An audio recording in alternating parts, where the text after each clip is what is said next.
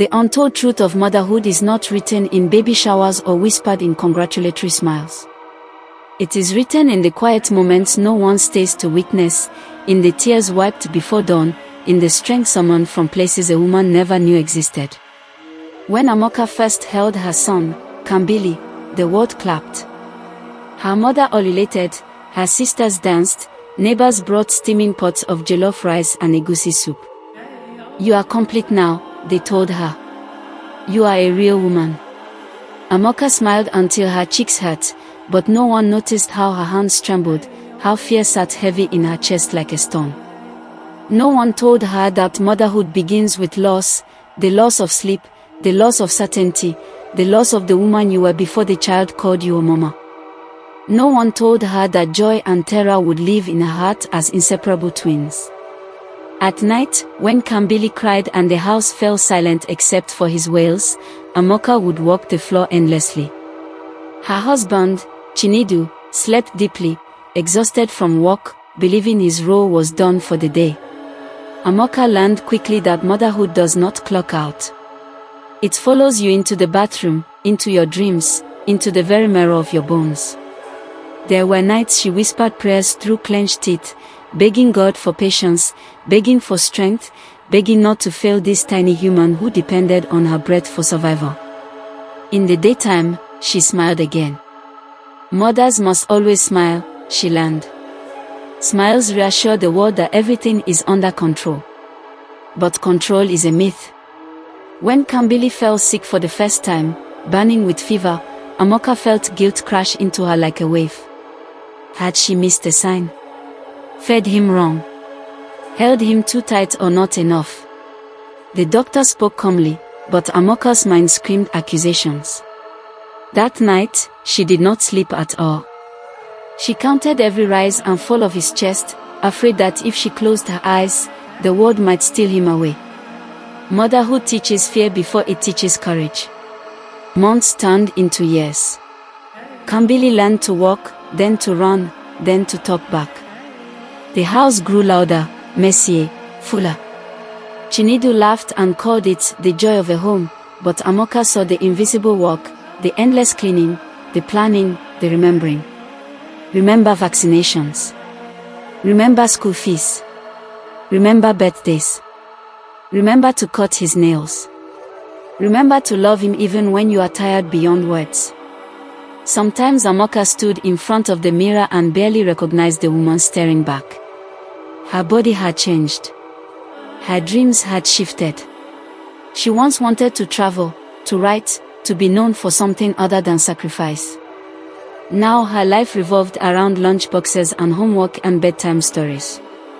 People praised her selflessness, but no one asked what it cost her. There were days resentment crept in quietly, and shame followed immediately after. What kind of mother resents the child she prayed for? On those days, Amaka hated herself more than she hated her exhaustion. She loved Kambili fiercely, painfully, but love did not erase her humanity. It complicated it. When Chinedu lost his job, the weight doubled. Amaka stretched meals, stretched smiles, stretched herself thin. She sold small items online, braided hair late into the night, carried the family on her back without complaint because that is what mothers do. When Chinedu grew frustrated and silent, Amaka absorbed his anger like a sponge. Someone had to be strong. Strength became her uniform. Yet, strength is lonely. There were moments Amaka wanted to scream, to run, to disappear for just one day and return to herself. But motherhood does not grant sabbaticals. Even in her fantasies of escape, she worried about Kambili, if he had eaten, if he was safe, if he missed her. When Kambili started school, Amaka stood at the gate and watched him disappear into a crowd of children. Her heart broke and swelled at the same time. Motherhood is learning how to let go in stages while holding on with everything you have.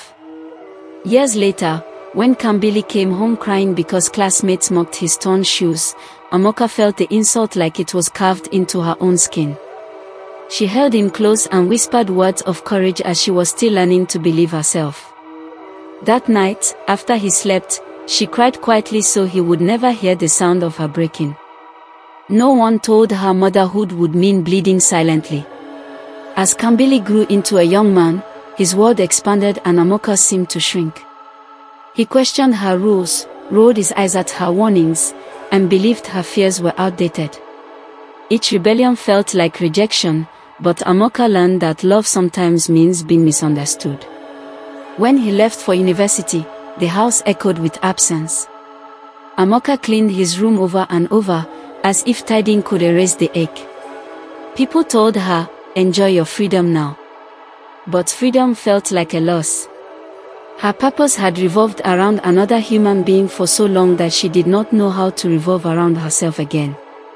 Then one evening, Kambili called. His voice was steady, grown, grateful. He thanked her for the sacrifices, the prayers, the nights she stayed awake. Amaka sat on the floor and wept openly, finally allowing herself to be seen by no one. In that moment, she understood the untold truth of motherhood. It is not martyrdom, and it is not perfection. It is loving someone so deeply that you are willing to be reshaped, broken, rebuilt, and still give more. Choosing to stay when living would be easier. It is carrying invisible scars with pride and pain intertwined. Motherhood is not the end of a woman's story, but it changes the language she speaks to herself. It teaches endurance, yes, but it also demands tenderness for the child and for the woman becoming someone new. Amaka looked at her hands, older now, marked by time and work and love. They were not empty. They were full of a life lived for another, and a self waiting patiently to be rediscovered. That is the truth no one tells you. Motherhood is beautiful, but it is also brutal, consuming, sacred, and human.